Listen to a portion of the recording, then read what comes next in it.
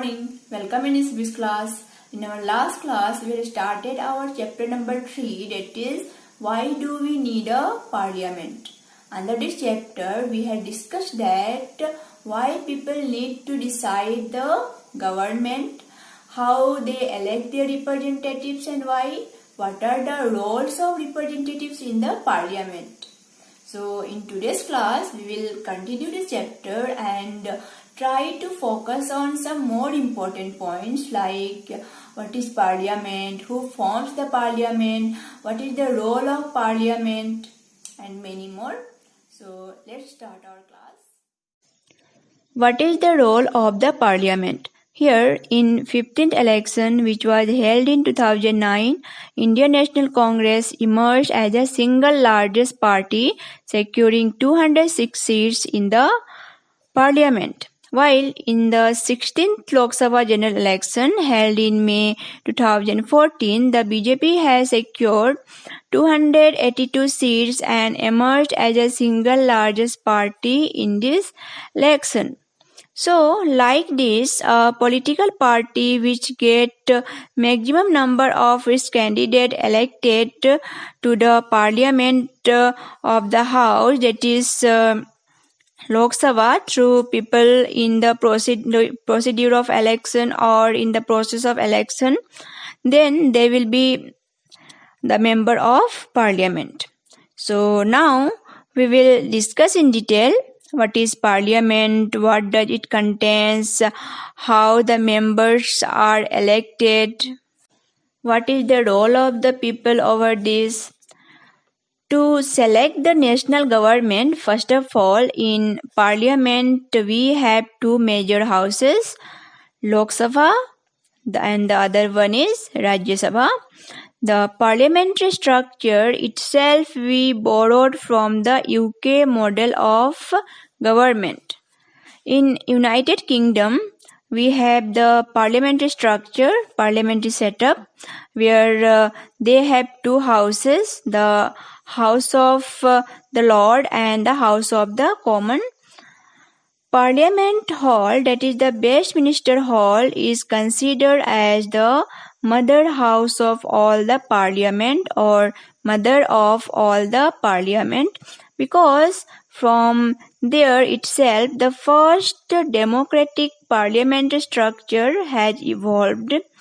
So we also adopted the similar type of model for us, the role of Lok Sabha and the role of Rajya Sabha. That is, Lok Sabha just like that of House of Common and Rajya Sabha just like that of House of Lords. Now, moving on into the details, in Lok Sabha, we have a total member of 545 candidates. 543 are elected directly by the people, while the rest of the two are nominated from the Anglo-Indian community by the President of India. And moving to Rajya Sabha, in Rajya Sabha we have 233 members elected by the people indirectly through the people representatives, means people elect indirectly here, and rest of the 12 are nominated by the President of India, who are extensively well worked and talented in the different fields like art, film, music, etc. And moving into the details of Lok Sabha elections are held for every 5 years, whereas Rajya Sabha the elections are held for every 6 years. Lok Sabha elections are called general election, but for Rajya Sabha you have called it as a permanent house, because for every 2 years 1/3 of the members would retire, and this 1/3 of the members gave, which has come because of their retirement, they will be elected. Like this, we have two houses in our parliament. The members of Lok Sabha are elected by people of India, whoever has attained 18 years of age, through the procedure of election, that is the general election, which will be held for every 5 years. So for every 5 years when the elections are held, they are held for Lok Sabha. And for how many candidates? For 543 candidates. We elect 543 candidates in general election. So, these 543 candidates will contest. Different political parties will make their different candidates to stand up and contest in the election. Once they are contesting in the election and they are able to secure people's support, then they become the member of the parliament. Like this, elected representatives of the Lok Sabha, the elected representatives of the Vidhan Sabha, means the state legislative assembly, will get the seats, and those people all together will choose the member of Rajya Sabha. So here the members of Lok Sabha are elected directly, while the members of Rajya Sabha are elected indirectly by the people. And now, how can a national government be formed? Let us move to the election on 15th general election. In 15th general election, if you remembered, before Narendra Modi ji became the Prime Minister, we have Manmohan Singh ji as the Prime Minister. So, Manmohan Singh does not belong to BJP. Manmohan Singh belongs to Congress party. So, the Indian National Congress has secured 216 seats in the Lok Sabha of the Parliament in 2009 when 15th election were conducted. So, political party which is having more than 50% of the seat, that party only can form the government. But here, Congress got 216 seats. So, according to the formula, what will be the majority number of seats for the Lok Sabha? Just see, it will be like this.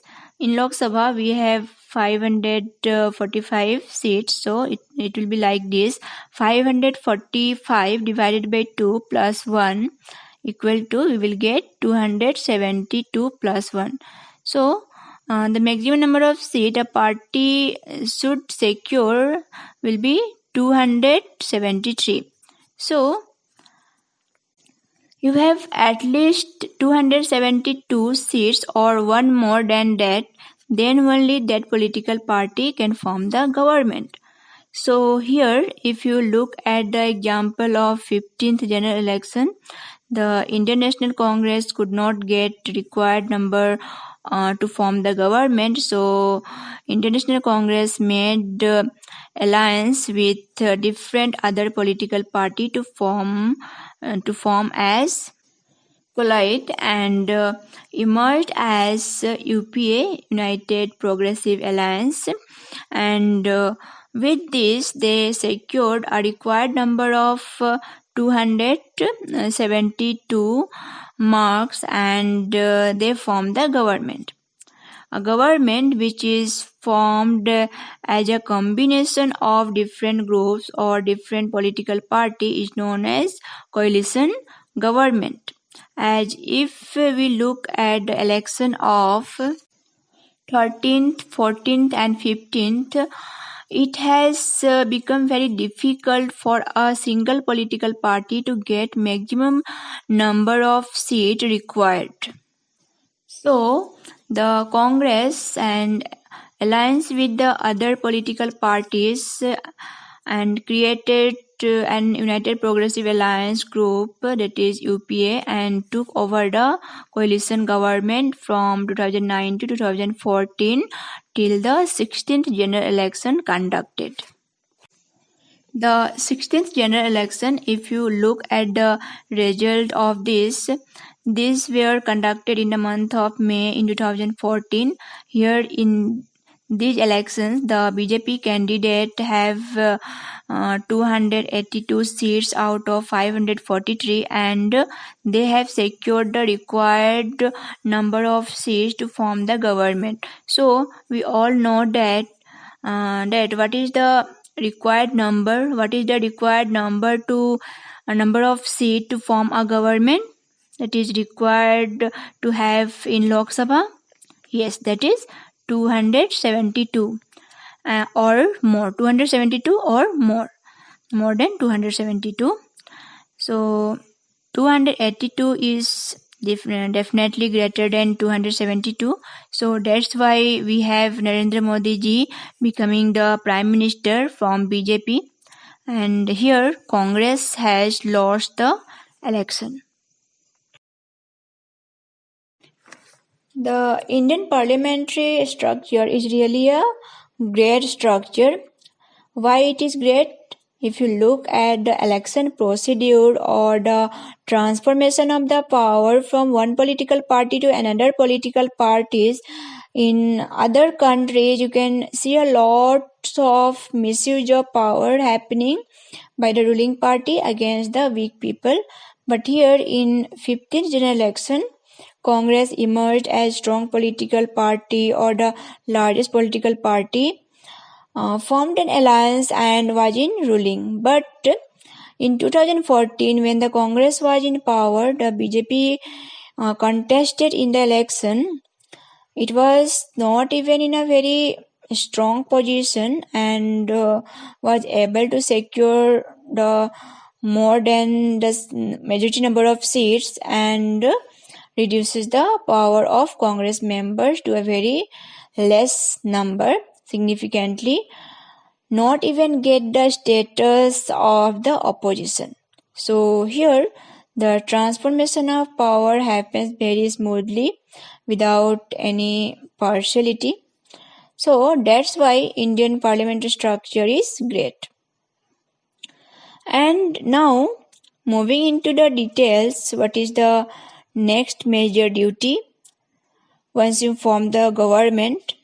The next major duty of the parliament, once the election is done for the parliament, all the parliamentarians have to fulfill the duty of the parliament. So the next important one is to control, to guide and to inform to the government. How can the members of the parliament control the government?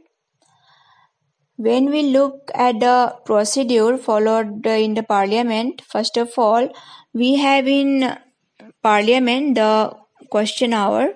Through the question hour, the members of the parliament raise the question asking the government to respond on a particular issue, to ask what was the action taken by the government on a particular point, on the particular incident. So all these things can be brought to light by the questions which are asked by the member of the parliament to the government. Then the government, if it has done some actions or some policies has been done, policies has been formulated or something was in pending, you would answer these questions in the question hour.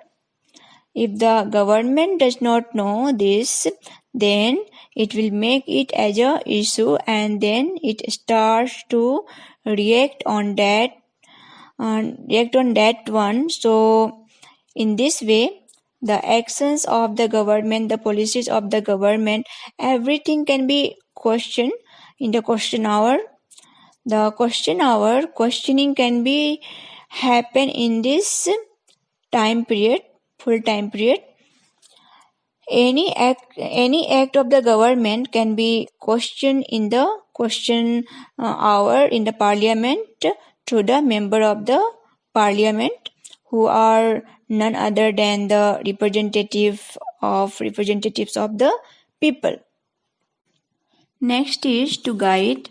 If any wrong thing is happening by any department or government officials or any ministry of the government, then that can be brought to light by the members of parliament through the necessary evidences or through discussion in the question hour or the debate hour. So they debate the issue or the concerns what they have from their side, and that can be brought to light as parliament as a medium. And they can also inform to the government what has happened somewhere and no action has been taken. Through question hour, they can ask the government through debate, they can guide the government, and through bringing some issue to the notice in the parliament, they can inform to the government what is happening, and like this they directly exercise the control over the working of the government. Prime Minister and all his ministers are answerable in House of the Parliament like Lok Sabha. So like this, the members of the Parliament exercise a considerable control over the government, Prime Minister and all the ministers. So peoples are indirectly controlling the government. People are directly controlling through the people's representatives, the government. And moving on further to the third important duty of the parliament is to formulate law. The formulation of a law has prescribed under detailed procedure, which we will be discussing in our next chapter.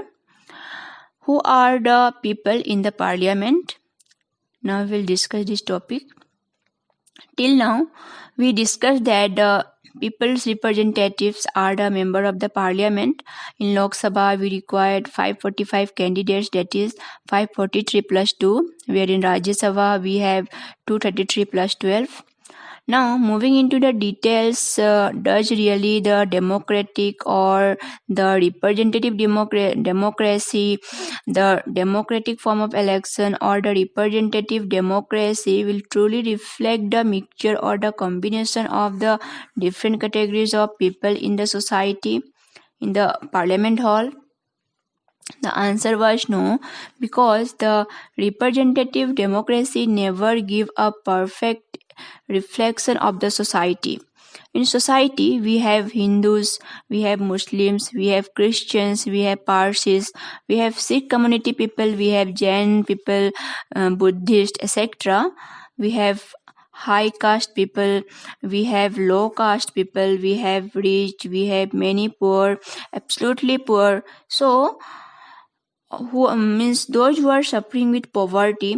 So all these categories of people come under the caption of society.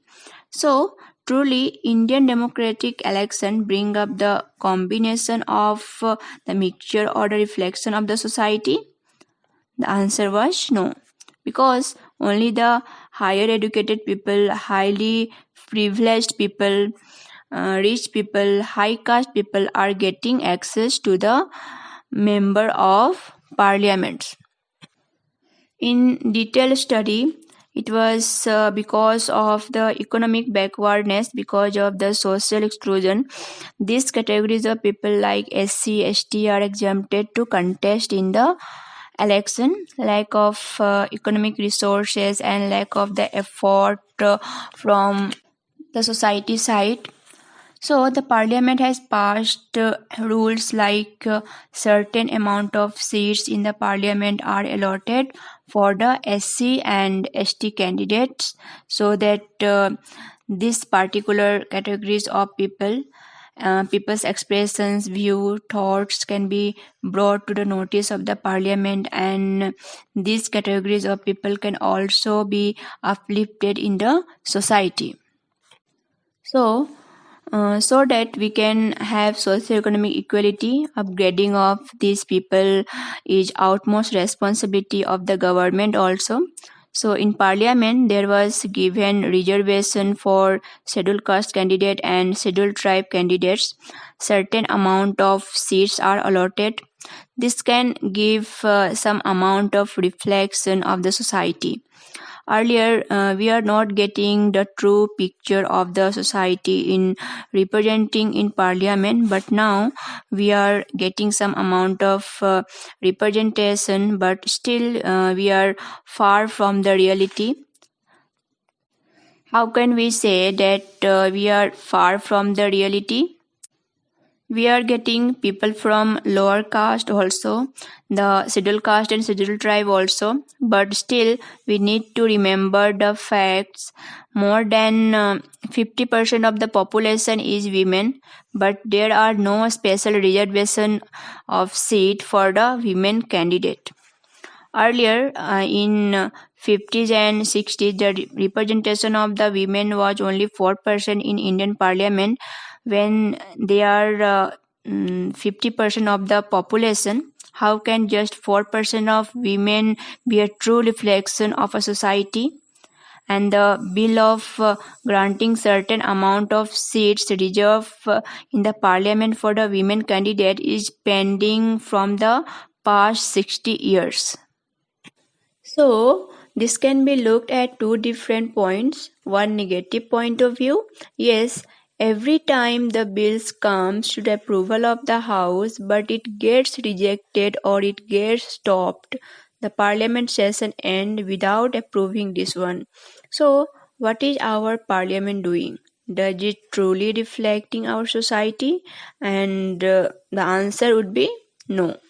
But coming to the positive approach, we can look at that we did not give the representation of women, especially in the parliament, but we have right to ask this one, and we are trying to formulate one for every parliament session or for every 5 to 6 years. This bill comes for discussion in the parliament house when it means itself giving a voice, giving a chance to discuss about the necessity of the change of the law and reservation of seats for women in the parliament. This could be the positive aspect of thinking, and now the women representation in parliament has risen from 4% in 50s 60s to 9% in the recent years. The rise was very little, but still it is rising. That point we have to consider here. Like this, the parliament does not represent truly the reflection of the society. So there are certain seats reserved for SC candidate, ST candidate, and there was an issue for asking reservation for the seats for the women. Like this, we always use chance for getting the true reflection of the society in the parliament. So, this is in brief all about parliament. So, in our next class, we will start new chapter.